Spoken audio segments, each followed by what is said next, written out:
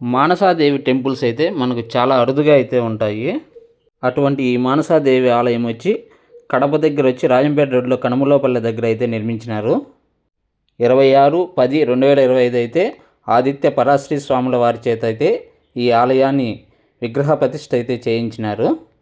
ఈ మానసాదేవి యొక్క జన్మ వృత్తాంతానికి వస్తే ఈమె శివుని మనసు నుండి పుట్టినది. అందుకే ఈమెను శివుని మానసపుత్రిక మానసాదేవిగా అయితే పిలుస్తారు. మరొక కథనం ప్రకారం అయితే కశ్యప మహర్షి కద్రువుల సంతానముగా చెప్తారు. ఈమె సర్పరాజు వాసుకి చెల్లెలు అవుతుంది. ఈమె భర్త పేరు జరత్కారు మహర్షి. వీరికి అస్తిక మహర్షి అనే ఒక కుమారుడైతే ఉన్నాడు. ఆ అస్తిక మహర్షే జనమేజయుడు తలపెట్టినటువంటి సర్పయాగాన్ని ఆపి నాగులందరినీ రక్షిస్తాడు. ఈమెను విషహరి అంటారు. అంటే విషాన్ని హరించేది కాబట్టి విషహరి అని కూడా పిలుస్తారు. ఇంకా ఇక్కడ చూడండి, ఆ ఆలయంలో అయితే ఎంత ముచ్చటగా అయితే ఈ ఆలయాన్ని నిర్మించారో. చుట్టూ అమ్మవారి ప్రతిరూపాలు, మధ్యలో చాలా ఎత్తైన పుట్ట అయితే ఉంది. గర్భగుడిలో ఇంకా అమ్మవారిని ప్రతిష్ఠ చేయడం అయితే జరిగింది. చూడటానికి అయితే చాలా అద్భుతంగా ఉంది. చుట్టూ కొండల మధ్య ప్రశాంతమైన వాతావరణంలో అయితే ఈ ఆలయాన్ని నిర్మించినారు. ఇక్కడ మధ్యలో ఇంకా అద్భుతంగా అయితే నిర్మించినారు చూడండి. చాలా సంవత్సరాల నుంచి అయితే ఇక్కడ ఈ పుట్ట అయితే ఉంది. ఇంకా సుబ్రహ్మణ్య స్వామి, ఆంజనేయ స్వామి దేవాలయాలు కూడా ఇక్కడ ఉపాలయాలుగా ఉన్నాయి. ఈ మానసాదేవిని ప్రధానంగా పాము కాటు రచన కోసం, సంతాన సాఫల్యం కోసం అయితే పూజలు చేస్తుంటారు. ఈ మానసాదేవి ఆలయాలలోకెల్లా బిల్వ పర్వతం పైన, అంటే ఉత్తరాఖండ్లో బిల్వ పర్వతం పైన అయితే ఈ అమ్మవారి ఆలయం చాలా అత్యంత ప్రసిద్ధిగాంచినది.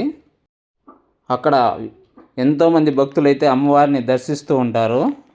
ఈ ఆలయం చుట్టూ అమ్మవారి ప్రతిరూపాలు అయితే ఎన్నో ఉన్నాయి. ఇక్కడ చాలా విశాలమైన ప్రాంతంలో అయితే ఈ ఆలయాన్ని అయితే నిర్మించినారు. చాలా అరుదుగా ఉండే ఈ మానసాదేవి ఆలయాలు ఇక్కడ కడపలో నిర్మించడం అయితే చాలా సంతోషించదగ్గ విషయము. ఈ మానసాదేవికి మనసు పెట్టి పూజ చేస్తే భయంకరమైన కాలసర్పదోషాలు కూడా పోతాయని చెప్తారు. అందుకే కాలసర్పదోషణ నివారణకు అయితే ఈమెకు పూజలు అయితే చేస్తుంటారు. ఈ అమ్మవారిని పూజిస్తే సిరి సంపదలకు అయితే లోటే ఉండదని చెప్తారు. ఇక గుడి వెనక పక్క అయితే ఈ అమ్మవారి ప్రతిరూపం చూస్తే 2 కళ్ళు చాలువు. చూడండి ఎంత అద్భుతంగా అయితే ఈ ప్రతిమను ఇక్కడ ప్రతిష్ఠించినారు. చూడండి, మానసాదేవి యొక్క గర్భగుడి వెనకాలైతే ఉంటుంది ఈ అమ్మవారు. శ్రావణ మాసంలో వచ్చే నాగపంచమి రోజు పూజలైతే అత్యంత శుభ్రప్రదంగా భావిస్తారు. అలాగే ప్రతి నెల వచ్చే పంచమి తిథి నాడు కూడా విశేషంగా పూజలైతే ఈ అమ్మవారికి చేస్తుంటారు.